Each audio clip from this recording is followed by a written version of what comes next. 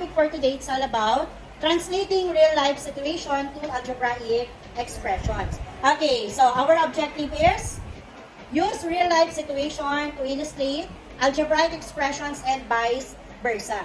Okay, so first let us review about algebra. So when we say algebra, it is a branch of mathematics that uses symbols and letters to represent numbers and operations. So meaning, algebraic expression is a combination of symbols, letters, operations, or numbers. Another term for letters is what we call the variables. And another term for numbers is the constant. So meaning, pag nakakita tayo ng letters, that is a variables, and then pag number, constant. Okay, now let us proceed by the algebraic expression. When we say algebraic expression, so everyone, can you read?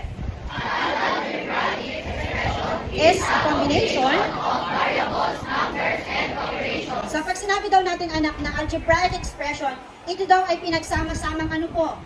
Numbers, variables, and operations. So example of algebraic expression is x plus 3.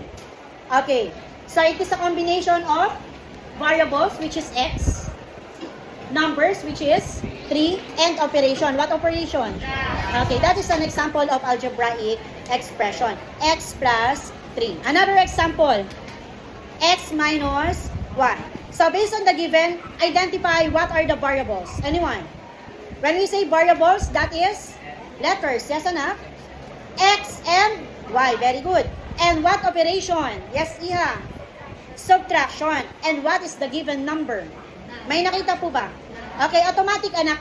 Kapag ang variable ay walang katabing number, meron siyang tinatawag na imaginary 1. Therefore, ang ating number dyan ay 1. Do you understand? Okay, so another example, we have also xy or x times y. Another, we have also 2x plus y. Same, the given variables are x and y. And another, we have also x over y. Or we can say that x divided by y. How about this one?